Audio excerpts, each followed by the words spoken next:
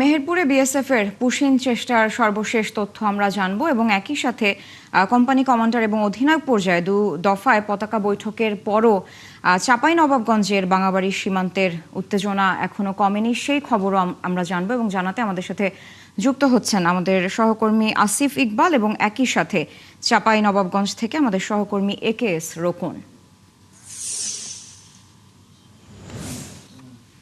আসিফ, কোন সীমান্তে পুশিং চেষ্টার খবর পেলেন এবং বিজিবি কি ধরনের পদক্ষেপ নিয়েছে জানাবেন বিস্তারিত। উপজেলার সীমান্ত, এই সীমান্ত দিয়ে সকালে 6 জন ব্যক্তিকে কিন্তু বিএসএফ ঠেলে পাঠিয়ে দেয়, তো যার প্রতিরোধে বিজেপি এবং বিএসএফ, এই বিজেপি এবং সাধারণ মানুষ তাদেরকে কিন্তু ঠেলে দেয় এবং তারা কিন্তু এখন শূন্য রেখায় দিনব্যাপী কিন্তু অবস্থান করছে।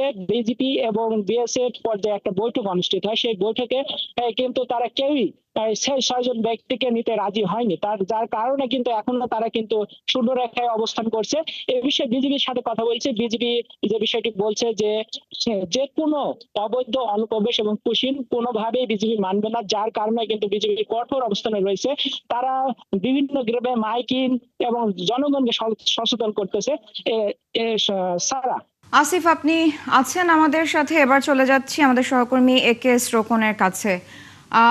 রোকন, শুনতে পাচ্ছেন আমাকে? বর্তমান পরিস্থিতি কেমন দেখছেন? সীমান্তে এখনো কোনো লোকজন অবস্থান করছে কিনা সে বিষয়ে একটু বিস্তারিত জানাবেন এবং বৈঠকে কোনো সিদ্ধান্ত এসেছে কিনা।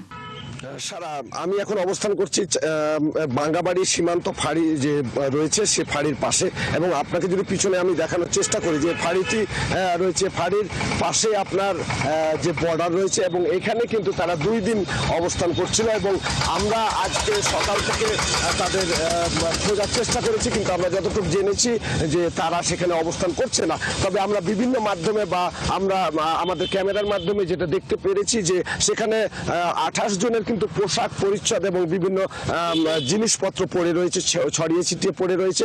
ধারণা করা হচ্ছে যে 28 জনকে গত রাত্রে তাদেরকে সরিয়ে নেওয়া হয়েছে এবং স্থানীয় কয়েকটি মাধ্যম বলছে যে গত রাত্রে 2 দফা 10 মিনিট করে যে তাদের যে লাইট রয়েছে সেগুলো অফ করা হয়েছিল, বন্ধ করে দেওয়ার পরে কিন্তু তাদেরকে সরিয়ে এবং 3টি গাড়ি বিএসএফ এর এসেছিল এবং সেখান থেকে সরিয়ে নেওয়া হয়েছে। এবং বিজিবির সাথে আমরা যোগাযোগের চেষ্টা করেছিলাম, তারা যেমনটি জানিয়েছে যে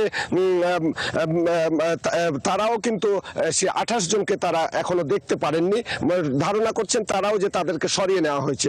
আমরা যদি একটু জানার চেষ্টা করি এখানকার একজন স্থানীয় ব্যক্তির সাথে কথা বলে, তিনি আসলে জিনিসটা কিভাবে দেখছেন। আসলে বর্ডারে যেটা দেখলাম সেখানে আমরা স্পষ্ট দেখতে পাচ্ছি যে বিএসএফ এখানে লুকোচুরি খেলছে। গত 3 দিন ধরে তারা তাদের নাগরিকদের 28 জন নাগরিকদের আমাদের এখানে পুশিং করেছে। আমাদের বিডিআর এবং স্থানীয় লোকজনের তৎপরতার কারণে তারা পিছু হটতে বাধ্য হয়েছে। আমরা জানতে পেরেছি যে গতকাল রাতে এই 28 জনকে সরিয়ে নেওয়া হয়েছে, কিন্তু তাদের যে ব্যাগ টুলকি তল্পা এটা এখানে থেকে গেছে। আমরা ধারণা করছি যে তারা আবার একটা সুযোগ আমাদের যখন সুবিধাজনক সময়ে তারা আবার আমাদের দেশে পুশিং করবে। এটা একদিকে আন্তর্জাতিক আইনের লঙ্ঘন, মানবাধিকার। রোকন এবং আসিফ দুজনকে ধন্যবাদ যুক্ত হওয়ার জন্য। দর্শক, যুক্ত ছিলেন সহকর্মী AKS রোকন এবং আসিফ ইকবাল।